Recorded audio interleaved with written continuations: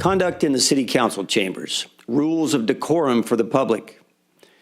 Members of the audience shall not engage in disorderly or boisterous conduct, including the utterance of loud, threatening, or abusive language, clapping, whistling, stamping of feet, or other acts which disturb, disrupt, impede, or otherwise render the orderly conduct of the city meeting infeasible. A member of the audience engaging in any such conduct shall, at the discretion of the presiding officer or a majority of the city council, be subject to ejection from the meeting per Government Code Section 54954.3C. Removal from the council chambers. Any person who commits the following acts in respect to a meeting of the city shall be removed from the council chambers per Government Code Section 54954.3C.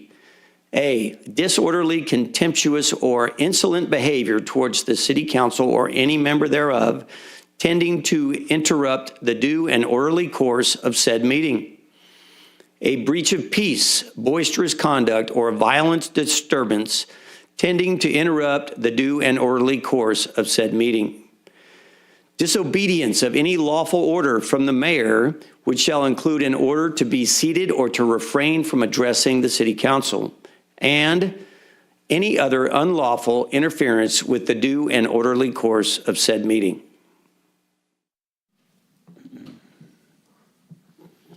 Good evening, everybody.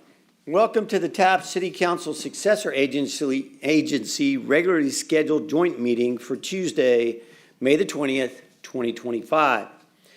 City of Taft Council meetings are being held in person with full seating capacity and are live streamed at www.youtube.com/user/City of Taft. Public comments can be made in person and also can be received per the following. Written comments may be dropped off in the drop box in front of City Hall. Comments may be emailed to the city clerk at cityclerk@cityoftaft.org. They may also be made by phone to the city clerk's office at 661-763-1222. Public comments will be accepted up until 5 p.m. the day of the meeting, and all comments received shall be read into the record. We'll begin this evening's meeting with the Pledge of Allegiance, led by Mayor Pro Tem Josh Bryant, followed by an invocation from Pastor John Getty. If you will join us, please. Y'all please join me and place your hand over your heart and pledge. I pledge allegiance to the flag of the United States of America and to the republic for which it stands, one nation, under God, indivisible, with liberty and justice for all. Thank you. Well, it's good to be back with you guys. It's been a while, huh? Good to have you. Thanks. Let's pray. Heavenly Father, we do thank you for this evening, God. We thank you for Mayor Knorr. We thank you for this council. We just pray, God, your blessing over this evening. We pray that you would be in the middle of all that gets accomplished here tonight, God. Bless our city. Bless this community, we pray. In Jesus' name. Amen. Amen. Amen. Welcome back. Thank you.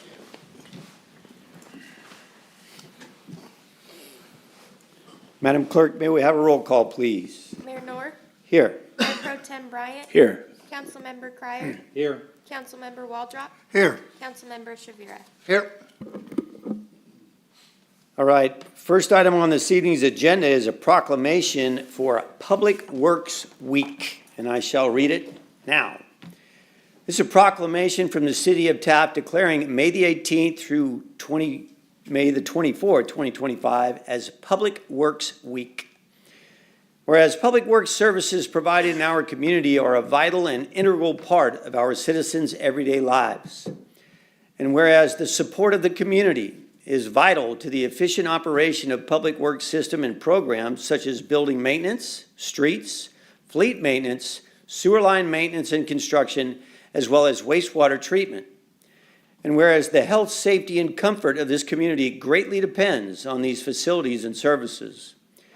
Whereas the quality and effectiveness of these facilities, as well as their planning, design, and construction, is vitally dependent upon the efforts and skill of public works officials.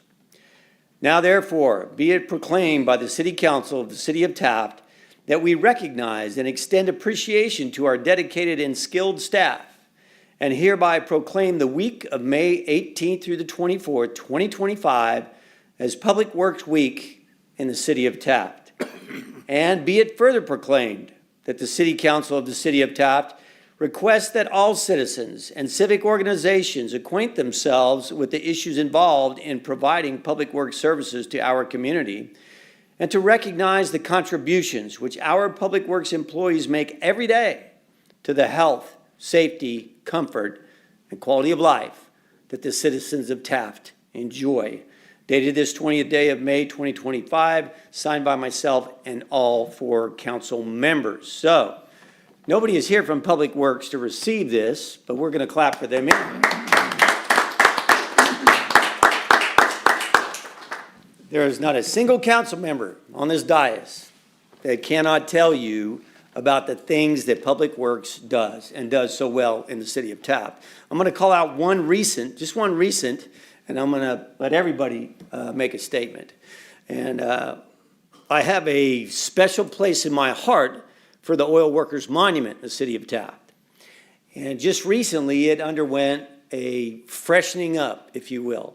So I encourage you, whether you go to the Transit Center and take a look at all the stamped concrete and everything that's a part of the Transit Center, or you go to the Oil Workers Monument itself, take a look at it. It has been cleaned, it has been refreshed, and the brass plaques have been polished, and it shines like a new penny.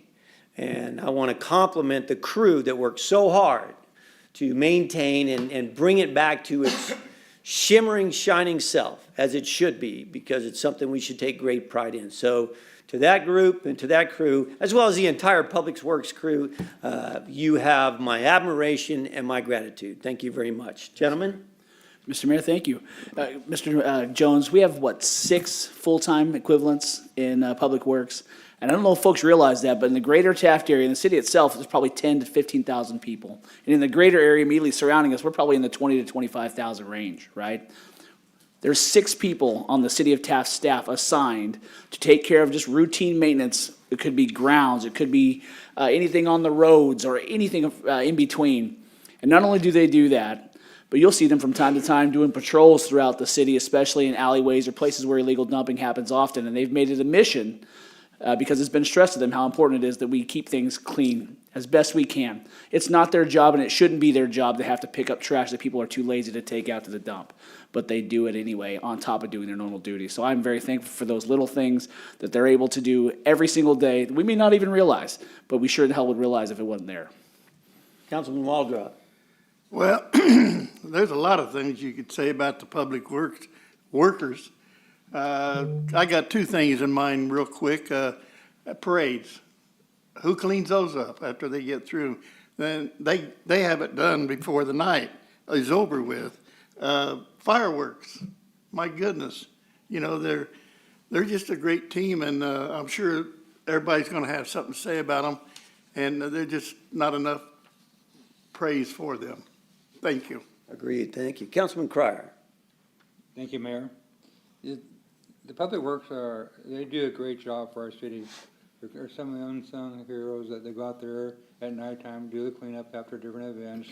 They're out there doing all kinds of things that we wouldn't do ourselves. But another thing too I'd like to bring up is, I know some of the workers there, employees with the Public Works, that donate their time for volunteering for different organizations. They give not only at work, but they, on their off time, on their free time, they donate and volunteer to help out in the community, help with cooking or whatever service they belong to, organization, service organization, being members. But they give out and do things for our community. So I give my hands out for them and the work that they do. All right, thanks, sir. Councilman Shavera. Yeah, so it's clear that they do a lot of things for our community, but by far one of my favorite things that I have observed them do was when the city identifies that there's vagrants trying to build up some type of dwelling for themselves. It's absolutely amazing them to go out there with all their heavy equipment, trash bags, dump trucks, and go clean them out and get them the heck out of our area. So I sure do appreciate that.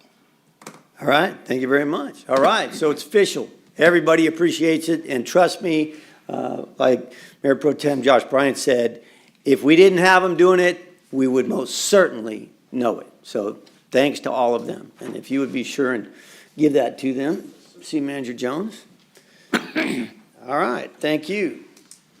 Next up, item number 2, citizens request public comments. Comments are to be received as stated in the above policy. This is the time and place for the general public to address the city council on matters within its jurisdiction. State law prohibits the council from addressing any issue not previously included on the agenda. Council may receive comment and set the matter for a subsequent meeting. Please limit your comments to 5 minutes. First person want to address the council is Cody Lovett.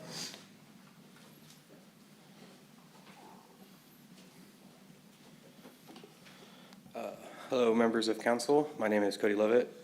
Today I'm hoping to speak and bring attention to some fire hazards within our town. I have a list of locations that are overgrown with trash and debris that it just doesn't need to be there, especially with the warmer months coming up. And with last year, with the big fire that we had in the hillside, I just feel like I should try to do something and bring it to someone's attention to try to get some of these areas cleaned up. Sorry, I'm nervous. I had city officials come out and clean the alleyway on Williams Way just a matter of weeks ago, but they informed me that cleaning the alley itself falls down to either Fish and Wildlife or Fish and Game. I've been calling everybody. I've called City Hall, I've called Kern County, I've called Bakersfield, I've called anybody, any agency I can think of to call to try to get some of these areas cleaned up. I just moved out here 2 years ago. With the cost of insurance and stuff, I'm afraid that if there is a big fire in Taft, we would lose our home, and a lot of other people would lose their home. And I'm hoping that me coming here and speaking on this behalf, someone can take charge and do something about this and knock out some of these fire hazards and some of these spots that desperately need to be taken care of. Google Maps shows some areas for about 3 years that have been vacant, and again, I have the addresses here. I want to go over them, but I know I am on time, so I won't go through the whole list. But there are vacant buildings, there are overgrown brush, illegal dumping going on within our city, and just tremendous amounts of fire hazards, and hopefully someone here can help me do something about that. So. Okay, you're going to provide that list for us? Yes, sir. All right. As I spoke, we don't really address things in public comments, but let me just briefly lay something out there for you. First off, the city officials you contacted, they responded, right? Yes. They came out, they talked to you, removed what debris they could. Yes. Regarding fuel debris or overgrowth in certain areas, especially Sandy Creek and county areas outside the city limits, we have to abide by the rules, the environmental rules and regulations placed upon us by the state of California. I can tell you that some years ago, we spent 6 years getting a permit to clean vegetation out of Sandy Creek, a portion of Sandy Creek that was actually a man-made flood control ditch that was deeded to the city of Taft in the 1940s by Standard Oil Company. And yet, it took 6 years of hard work to finally get permission to remove what at that time were very large trees that would easily, in the event of a 50-plus year storm, hold up debris and dam up the flood control ditches and endanger property and lives. In spite of that, I will tell you, it is a difficult process. It's not impossible. It doesn't mean we won't endeavor to do just that. What it means is we are bound by laws that prevent us from actually taking care of it as quickly as we would care to, just like Mayor Pro Tem said. And part of what our crews do is they go around and look at, unfortunately, there are laws about dumping trash in and around our city and the outlying areas, and yet people choose to ignore those laws. Passing more laws to say that now you're breaking the law again won't change it. We would only hope that people would be like yourself. They would care about that and not only not do it, but help bring it to other people's attention. So I can tell you, I appreciate you coming before the council. If you would leave that, please, we'll be sure and take a look at it, and we as a city, Public Works included, will do everything we can within the bounds of the law to ensure the safety of the people of this city. Thank you very much, Mayor. Who would you like me to leave this with?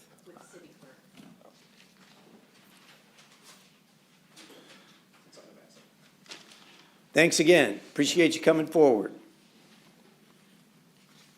Next person wishing to address the council would be George Harmer.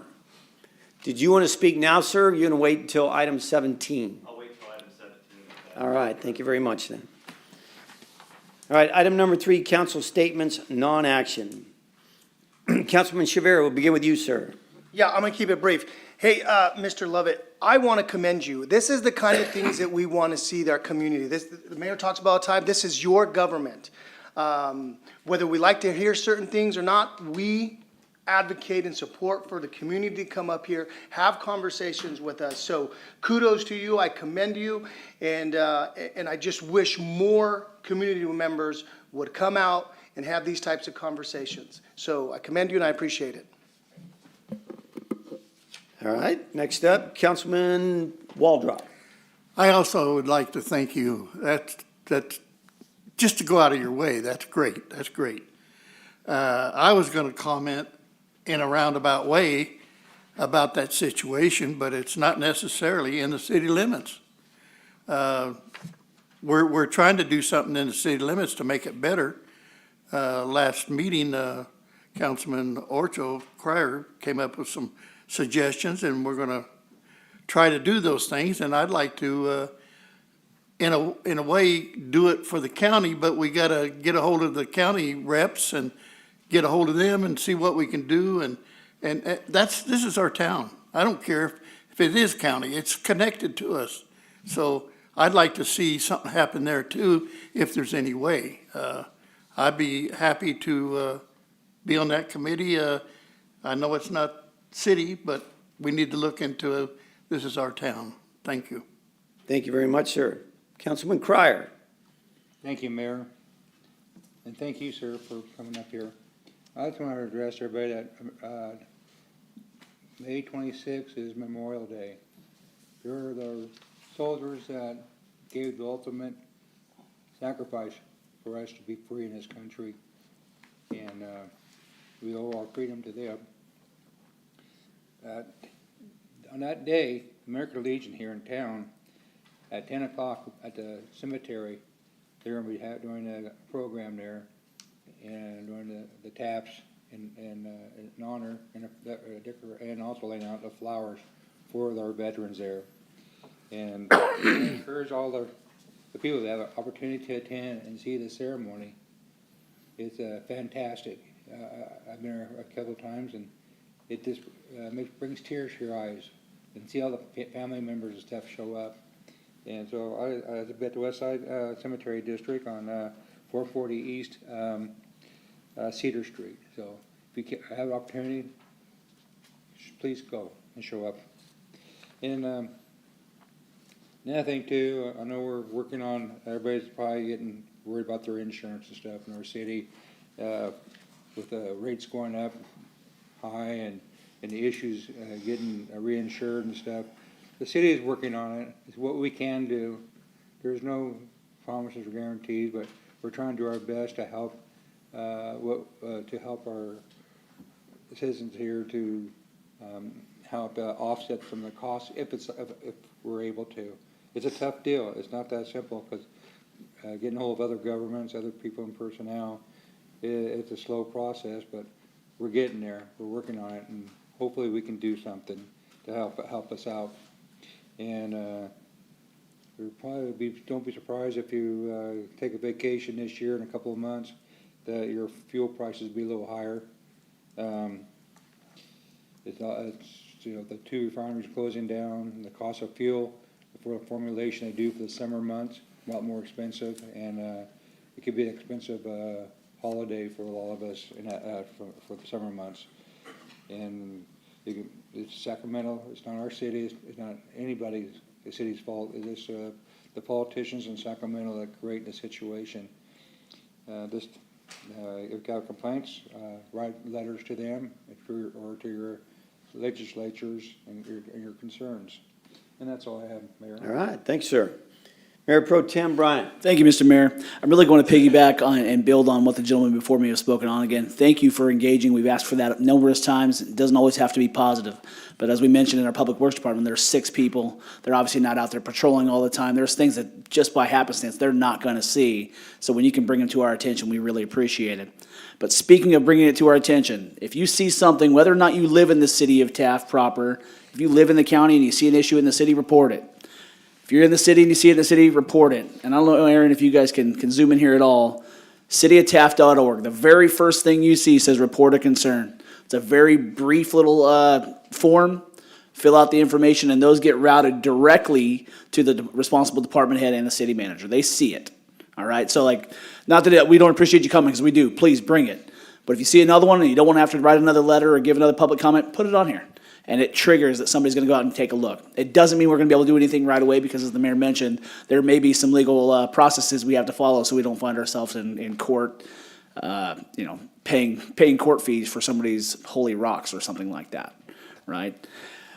In the county, and I know this is a big issue for the folks around us, but we don't necessarily have an easy way to do the same thing for the county of Kern.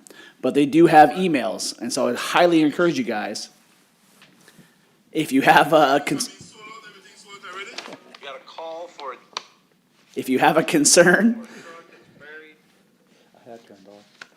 if you have a concern in the county of Kern, outside of the city limits, 2 emails I'd love for you to send an email to. So, Mr. Lovett, if you see things in the county, it's code compliance, CODECOMPLIANCE @kerncounty.com. No spaces, dashes, or anything like that. And when you do it, also include District 2, the number 2, @kerncounty.com, and it's going to go directly to our new supervisor, Mr. Parlier. All right? Again, they may not be able to jump on it quickly, but at least you put it on their radar. And especially as things get more severe, the more times you harp about that, but you've already got documentation that you've done it, there's no excuse that it doesn't get addressed to some degree. You can say, hey, we're working on it, we'll get back to you when we can. That's being addressed, right? But the longer we sit by, whether you're in the city or county, and just complain, instead of bringing it up or doing something about it, which is something totally, I'm not going to necessarily say you have to go do it personally. You could get into a civil situation, but report it.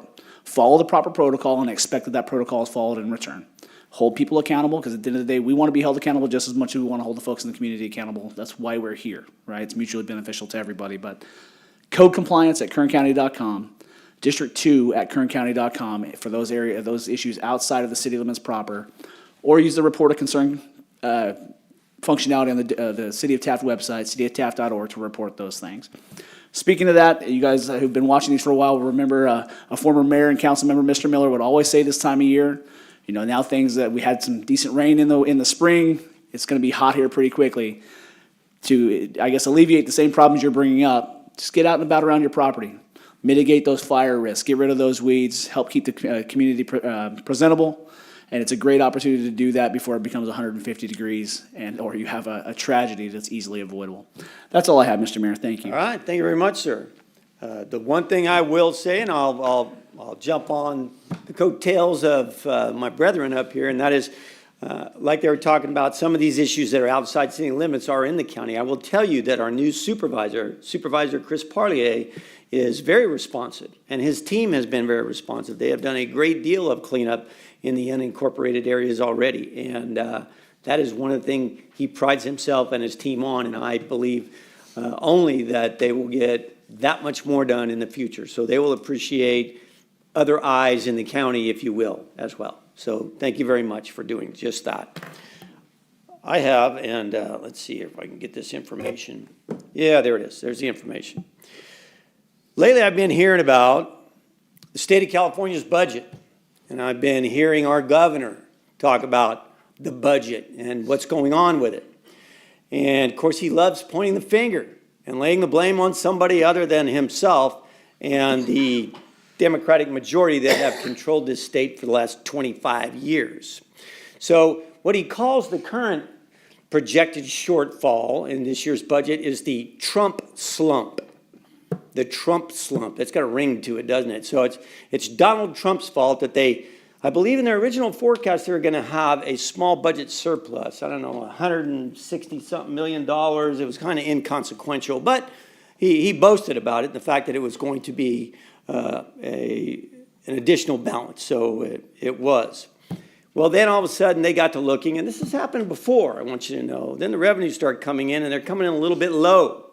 So they're $12 billion upside down, and there's $16 billion, and they're $21 billion. That, ladies and gentlemen, is what the governor refers to as the Trump slump. But history is a wonderful thing. I just love history, and I love numbers. Back in May 13th of 2022, as a matter of fact, our governor got on TV, and he got behind a podium, and he boasted of the anticipated surplus in the state of California of some $97.5 billion, the largest surplus of any state in the history of these United States, boasted our governor. And after he had boasted about that, he stopped for a moment in reflection, and he grinned, and he looked up, and he thought, that's a uniquely high-class problem, isn't it? Those words were his words, not mine. A uniquely high-class problem. That was May the 13th of 2022. By the way, at that point in time, the president was Joe Biden. It wasn't Donald Trump. And then, unfortunately, after they adopted a budget based on those rosy projections, the revenue didn't start coming in. That $97.5 billion surplus turned into a $60+ billion black hole. So that was $157.5 billion disappeared. You know who was the president then? Joe Biden. Now, he probably didn't know he was the president, but we all know he was the president. It wasn't Donald Trump. So if the disappearance of $157.5 billion was never blamed on the president, and it wasn't a slump, then the disappearance of some $16 billion shouldn't be. But there's more to that story, because you can get on the internet, whoops, sorry about that, and look up a report from the LAO's office, the state LAO's office, and they will tell you that if you don't push the wrong button, this won't happen. Back in the beginning of the year 2022-2023 budget, prior year fund balance, so leading into the budget year 2022-2023, there was $52.56 billion in the checking account. All right? Think about it like your household. So carry over $52.56 billion. Revenues and transfers was $179 billion. The state, because so much money was coming in, spent $232 billion. So they started the year with $52 billion in the checking account, ended the year with $167 million in the checking account. But hey, they weren't in the hole. Joe Biden was the president back then, and Gavin Newsom was the governor. That means in 2023, they started the year with that same $167 million. They took in $189 billion, spent $222 billion. So the checking account at the end of the 23-24 year was a negative $32.7 billion. Guess what? Joe Biden was the president then. Gavin Newsom was the governor. That meant at the beginning of 2024, they started the year with a negative balance of $32 billion in their checking account. Negative. But having learned from their mistakes, they took in $193 billion, spent $222 billion, and ended the year not with the $167 million they did in 2022, not with a negative $32 billion they did in 2023, but they ended the year of 24-25 with a negative $62 billion. Anybody see a trend there? See a trend? Guess what? Donald Trump has been the president for 100 days, slightly over 100 days. All of the aforementioned irresponsible and negative economic moves were made prior to Donald Trump. So the Trump slump is a bunch of crap. And I just wanted to help everybody understand that. That's all I have to say. Thank you. Next up, item number 4, Planning Commission report. Do we have a Planning Commission report this evening? I don't think so, because I don't see a commissioner. Item number 5 would be department reports. You have a quick one, Mayor? Yes, sir. Thank you, Chief. Chief Damon McMinn, everybody. Mayor, Councilman, city staff, hello.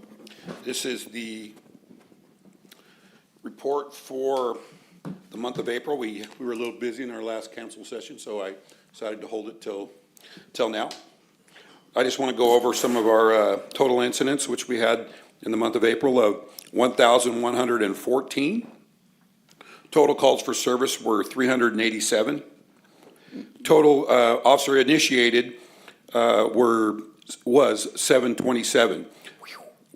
We also minus some of that down because we had a lot of, we have our extra patrol out, and we consider extra patrol areas the incident. So we add those to it, and when I subtract them, it was 235. So what I'm proud of is the fact that they're out patrolling, they're doing the security checks of businesses downtown, and every area we can go with the parks, rails to trails, and that was 492. So I'm very proud of that, and that they're out there doing their job. We're going with total officer cases were 106, 22 were felony, general information 28, and 42 were misdemeanor. Total misdemeanor and felony arrest of 52, misdemeanor arrests of 33, and of course the felony arrests of 19. So I wanted to pass that on. All right, a lot of activity. I have a brief question for you, Chief, Sure, and that would be, the voters approved Prop 36 overwhelmingly in the state of California, in spite of the fact that our governor said, don't do it. I mean, after all, who would want to take violent criminals off the streets? That's kind of a ridiculous concept, isn't it? But anyway, the voters approved Prop 36. We went to a meeting and we discussed it at great length with Cynthia Zimmer, Yes, sir. our district attorney. And so my question to you is, sir, as we move forward with the implementation and enforcement of Prop 36, are you starting to see some of that on the streets already? Yes, we are. What we're doing is we're making the arrests that are duly noted in Prop 36, and the DA's office is prosecuting. Now, I'm not going to banter where the locations of where they're staying, where they're being housed. That's not for me to discuss right now. But I know our sheriff is doing as much as he can to house them, and that's kind of where the hiccup is. It's of course it's housing. Is basically the flaw that we have right now in our system, and that Taft has an answer, and hopefully someday that they can reach out and we can be a solution to their problem. We'll look forward to that. Absolutely. All right, thank you very much, Chief. We appreciate the report, and thank you, troops. Absolutely. Next up, item number 7, city attorney statements. Thank you, Mr. Mayor. No statement. Somewhere in here, I missed the city manager's statement. That would be item 6.5. Thank you. Nothing additional tonight. Okay, but I'll scribble that in there. All right, item number 8, future agenda requests. Gentlemen, any future agenda requests this evening? None here. Seeing none, we're going to move forward to the consent calendar, items 9 through 16. All items listed on the consent calendar shall be considered routine and will be enacted by one roll call vote. There will be no separate discussion of these items unless a member of the city council requests specific items to be removed from the consent calendar for separate action. Any item removed from the consent calendar will be considered after the regular business items. Are there any items on the consent calendar that any member of the public would like to comment on? The answer would be yes, that'd be item 17, so we'll pull that item so it can be discussed. Oh, 17 is off. That's the very last one. Oh, that's right. Okay then. George, you're doing the right thing. My mistake. So, items 9 through 16. That would be item number 9, the minutes of the May 6, 2025 regularly scheduled meeting. Item number 10 would be the payment of bills, some $290,000 worth. Item number 11 is the monthly report for Kern County Fire Station number 21 for April of 2025.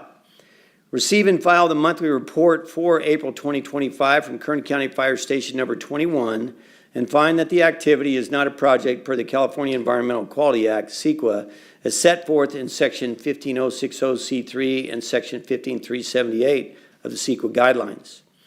Item number 12 is a 5-year service agreement with Mission Linen Supply. Recommendation is a motion to authorize the mayor to execute the agreement with Mission Linen Supply and find that the activity is not a project per the California Environmental Quality Act, CEQA, as set forth in Section 15060C3 and Section 15378 of the CEQA guidelines. Item 13, SB1 City of Taft projects for fiscal year 2025-2026. Recommendation is a motion to adopt a resolution entitled, "A Resolution of the City Council of the City of Taft adopting a list of projects funded by the SB1, the Road Repair and Accountability Act, and find that the activity is not a project per the California Environmental Quality Act, CEQA, as set forth in Section 15060C3 and Section 15378 of the CEQA guidelines." Item 14, the 2025-2026 appropriations limit. Recommendation is a motion to adopt a resolution entitled, "A Resolution of the City Council of the City of Taft establishing appropriations limit for 2025-2026 and find that the activity is not a project per the California Environmental Quality Act, CEQA, as set forth in Section 15060C3 and Section 15378 of the CEQA guidelines." Item 15, the approval of Amendment Number 2 to the Professional Services Agreement with JAS Pacific for Contract Building Plan Check, Building Official Planner and Inspection Services. The recommendation is a motion to approve Amendment Number 2 of the Professional Services Agreement with JAS Pacific, updating the contract billing rates for building plan check, building official, planning and inspection services, and find that the activity is not a project per the California Environmental Quality Act, CEQA, as set forth in Section 15030C3 and Section 15378 of the CEQA guidelines. Lastly, item 16 is the purchase of used vehicle for Public Works Department. The recommendation is a motion to ratify the purchase of one 2012 GMC Sierra 2500 pickup truck and authorize the city manager or designatee to execute all documents and find that the activity is not a project per the California Environmental Quality Act, CEQA, as set forth in Section 15060C3 and Section 15378 of the CEQA guidelines. Does any member of the council wish to remove any of the items from the consent calendar? None here, just to laugh at we're having to waive CEQA in light of making a purchase that doesn't involve the environment. CEQA requires that we inform CEQA that we don't need to talk about CEQA. Okay, that being the case, at this time I would entertain a motion to approve consent calendar items 9 through 16. Second. I have a motion and a second.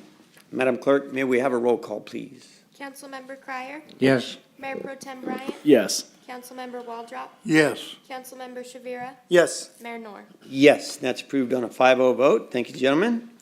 That brings up item number 17, lease agreement with Californians for Energy and Science for 410 Supply Road. City Manager Jones. Thank you, Mayor. The city received a request to lease city property located at 410 Supplier Row from Californians for Science and Energy. The property has historically been an oilfield equipment supply business and has been vacant for over a decade. Being vacant has made the building susceptible to vandalism, squatting, and becoming an eyesore to the downtown area. The building is currently in need of repairs and improvements to bring it up to current codes, and the Californians for Science and Energy is willing to make the improvements as part of their lease agreement. Californians for Science and Energy is a nonprofit organization committed to researching and advocating for the local oil production in Kern County, showcasing the great environmental stewardship and social attributes of the California energy systems, emphasizing the need of underserved populations like Taft and great resources that these producers provide. They have proposed utilizing 410 Supply Row as a dedicated space for their team to conduct air quality assessments and research activities. The facility will serve as a hub for data collection analysis to be used at community engagement and fundraising events around the country, focusing on educating residents of the importance of local oil production and the benefits to the community.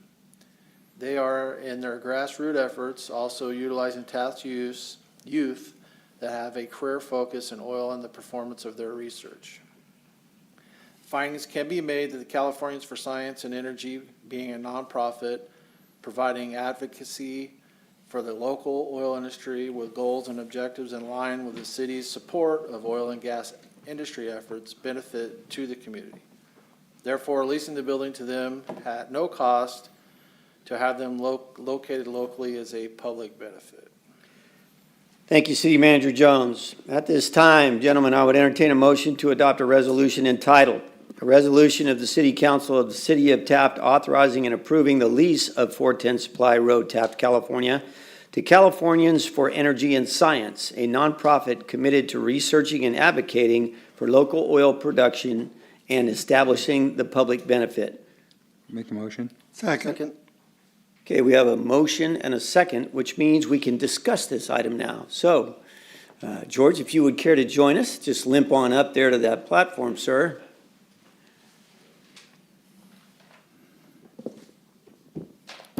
Mr. Mayor, council members, thank you so much for allowing us to be here and to discuss this topic. As City Manager explained, Californians for Energy and Science is a nonprofit organization. We were established a little over 2 years ago by the founder, Mike Umbro, with the intention of going out to, or going to Sacramento and actually using science-based theology to circumvent some of the policies that's been attacking our local industry for some time.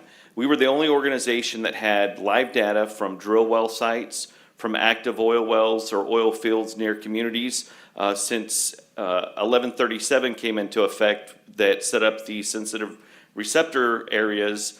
We found that we needed to kind of utilize technology to combat that for potential future lawsuits. Some of the other things that Californians for Energy and Science has been doing, we've been to Washington, D.C. We just finished our 3rd trip there. We went back there with the intention of shedding a light on a long-term memorandum of understanding between CalGEM and BLM and their ability to regulate those properties.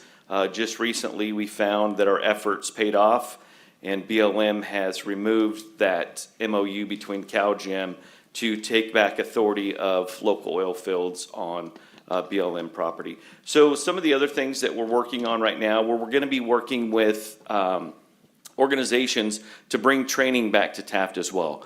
On the building, if you approve it tonight, it's going to say Unleash California. But unleashing California means more than just unleashing the oil production. We want to unleash the citizens of Taft, California, back to their glory days. Some folks are maybe jobless right now because the industry has seen a downturn. So within this facility, we are going to provide folks the opportunity to receive the training they need to better themselves with a job, better themselves in this community. And there's a twofold benefit that where I believe the city doesn't directly benefit from increased oil production through property tax. However, if folks go back to work, their likelihood of them going out to dinner or to lunch a little more often within the city limits does bring direct benefit to the city through tax revenue. And then also, what I'm hoping for, if we get these folks back to work, some that have been laid off, that they will have the funds needed to be innovators. What more do we want than folks in this city to start businesses within the city? And all this aligns with the council's ideology or thought process for the downtown beautification, to put folks back in those buildings. I know one of the citizens talked about some of those vacant buildings, but if folks aren't working and they're not able to start new businesses, those buildings will sit like this one has for over a decade. So we're excited to bring our talent to Taft. We're excited to partner with the city of Taft, and that's what I feel it is a partnership between Californians for Energy and Science and the city of Taft. So I respectfully request an aye vote and would answer any questions that you might have. All right, thank you very much. I appreciate your time, Mr. Harmer. I will say that time is of the essence, and timing is critical. Right now, it is no secret to you, but perhaps not understood by so many, that the people who have been put in place in Washington, D.C. share the sentiment. When you think about Lee Zeldin of the EPA, he's talking about deregulation, not more regulations. He knows that when we pay 160% for a gallon of gas, what you can pay on the other side of the Colorado River, what we're paying for is government. We're paying for regulations. We're paying for those stifling requirements that are driving the costs up that always end up impacting consumer. And if you read Chris Wright, our new energy secretary, his first secretarial order, he talks about a renaissance of energy abundance within the United States of America. And he talks about a renaissance of the application of science, just like you are. Okay, California and California's policy is created by emotion and rainbows and unicorns and puffy yellow and green clouds made of marshmallows. I don't know what it comes from, but what it doesn't come from is science. And so Chris Wright, our energy secretary, talked about that right in his very first secretarial order. Is a renaissance, an application. STEM is going to come out of the background, right? Okay, and we are going to apply that. So what you all are doing, along with, industry officials talking about this, and you're part of the industry, and we know that, but you brought in higher education. And so this information, would you shed a little light on how Californians for Energy and Science include higher education, where unfortunately so many of the left foster bad information? So we actually have a student section at UC Berkeley. We were in some community events here in Taft, told some of the folks here that have been in the industry for, some families 100 years. So we told them we were going to UC Berkeley. They said we were crazy, that we would never get anywhere. So Californians for Energy and Science goes into those places where we're not welcome.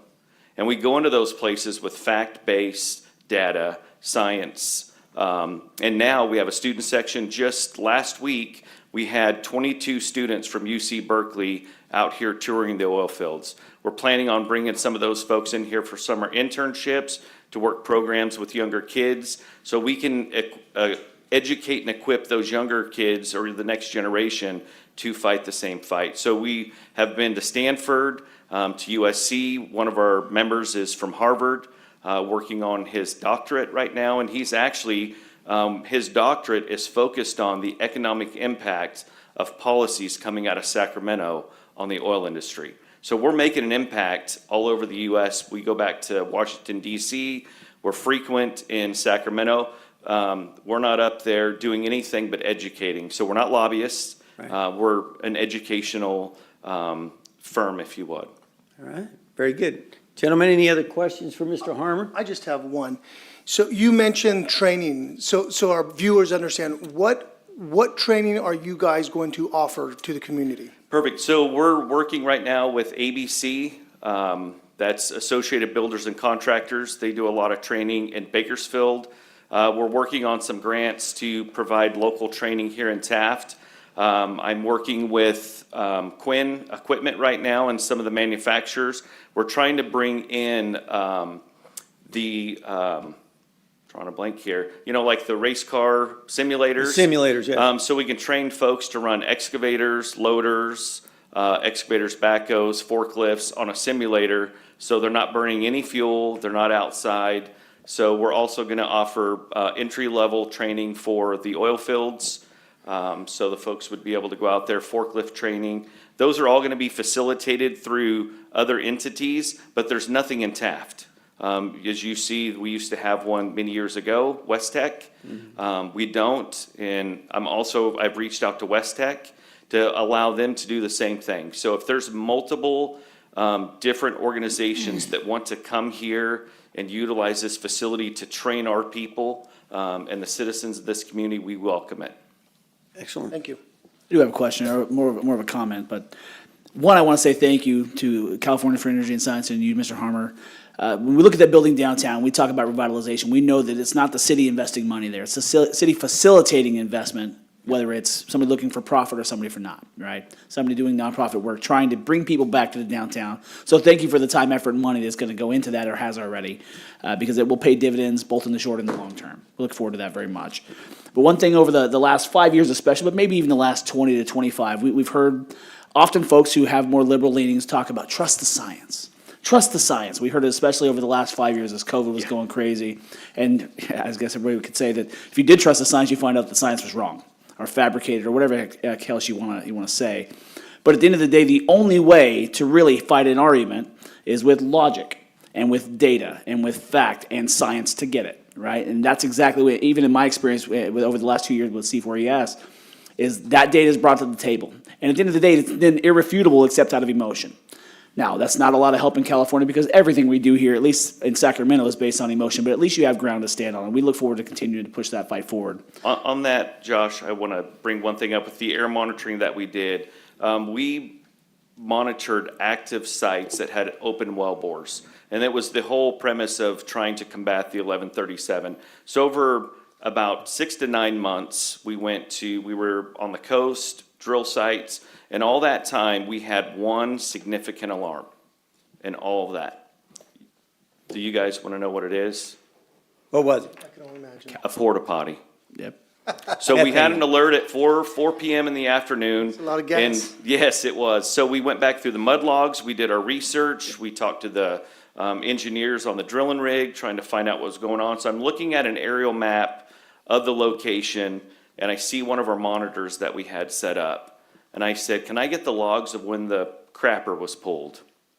So sure enough, at 4 p.m., the porta potty was pulled, and we got high methane. So a porta potty was emitting more methane than an active drill site. So we use that in Sacramento quite regularly, and we use different terminology for that restroom facility. When you referenced 13, which was a Senate bill, that's the mandatory 3,200 foot 3,200-foot setback. setback, which, if I recall correctly, in speaking with Lorelei Oviaud, Kern County planner, they did air monitoring as well, and they applied the science based on the data they collected, and all of the gases that did escape during the processes had dissipated into the air at some 83 feet, if I'm not mistaken, 83 feet, not 3,200 feet. That 3,200 feet is absolutely and completely arbitrary. It is not based on science, but yours, that's why you're doing the outside the fence monitoring, is actual data. Yep, the only constituent that would actually travel a little bit further is hydrogen sulfide, H2S. Right. It's heavier, so it settles out and it runs. But methane, some of the other constituents that they're testing for go straight up into the atmosphere. And we were within 3 feet of an open well bore, not 80 feet away, not 3,200 feet. We set perimeters up around to do that. And with what's happening now with the EPA and the super emitter satellite that's going over, they target our community. They target the wells around here. They pass by. They don't give real-time data of what was leaking. They say, we believe it was you, prove it wasn't. So we're those folks that are going to go out there and prove that it wasn't them. So again, I thank you. And one thing I'll say, Mr. Mayor, if you, one thing in working with George about 2 years ago, and this is just for folks at home to realize the type of science we're looking at. We talk about the impact of vehicle emissions in the state of California, and I want everyone to think of every single internal combustion engine that drives up and down the street, highway, or whatever else for an entire year. All of it. And then think about one tanker that comes to us from South America or anywhere else up to the Port of Long Beach to offload the oil and gas produced elsewhere that we import here. Of all the vehicles in the state of California, it would take 600 years of that equivalent to be the same as that one single tanker, right? By offsetting that one tanker, we would do 600 years less damage to the state of California simply by producing it internally.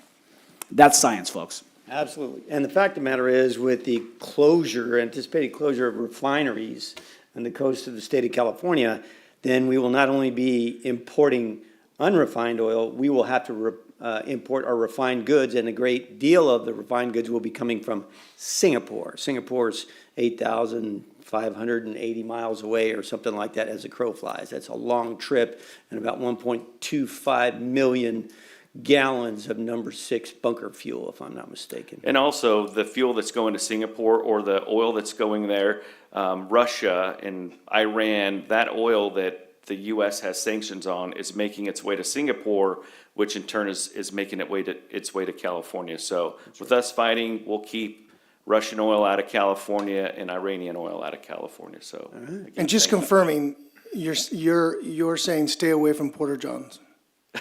Yeah, that's what he said. Don't light any matches or cigarettes when you step out of it. I just want to say a word too, and not to hear myself speak, but, make a comment, but I think it's a great partnership, with your business there. And you will also spotlight our city of Taft and beyond in our area here. And I think it's great for education is very, very, very important. And also the training for, especially our younger youth coming out of college and high school, for trained for another vocation. Because going to college, getting a degree, it's not like it used to be. You're more likely you're indoctrinated in other ideals that it's contrary to our beliefs. But I think what you're doing and using a building and sitting there being empty, not being used, and letting you use it, I think it's well deserving on that. And I need to thank you for giving us all a good education and going to Sacramento and Washington, D.C. and what you're doing, because we definitely need to increase our oil production here and let the people know how safe it is. Yep, Thank you. thank you. I too would like to comment on thanking you for what you're doing. I've been waiting. My business is too much dependent on oil, and I'm feeling the hurt for the last 6-8 years, and I'm glad something's coming around, even if it's going to take a while, but thank you. Yep, thank you. We'll keep trying, keep fighting the good fight, right, George? Appreciate it. All right. So, gentlemen, I'm going to repeat the motion because I didn't read the part about CEQA in the end, so for the record, we have a motion, a resolution of the City Council of the City of Taft authorizing and approving the lease of 410 Supply Road, Taft, California, to Californians for Energy and Science, a nonprofit committed to researching and advocating for local oil production and establishing the public benefit, and find that the activity is not a project per the California Environmental Quality Act as set forth in Section 15060C3 and Section 15378 of the CEQA guidelines. We have a motion and a second. We have had discussion. Madam Clerk, may we have a roll call, please? Councilmember Crier, Yes. Mayor Pro Tem Bryant, Yes. Councilmember Waldrop, Yes. Councilmember Shavira, Yes. Mayor Nor. Yes, that's approved on a 5-0 vote, so make us proud. Thank you. All right. That brings the open session portion of this evening's meeting to a close. This council will be going into closed section for the following items. Item A, conference with legal counsel, anticipated litigation, Government Code Section 54956.9B, one undisclosed case. Item B, conference with legal counsel, existing litigation, Government Code Section 54956.9A, Taft Union High School versus the City of Taft. And item C, conference with real property negotiator Craig Jones, City Manager, Government Code Section 54956.8, one undisclosed parcel. So I want to thank everybody who is a part of this evening's meeting, whether you're behind the camera or right here in the audience. This is your government. This council is adjourned to closed session.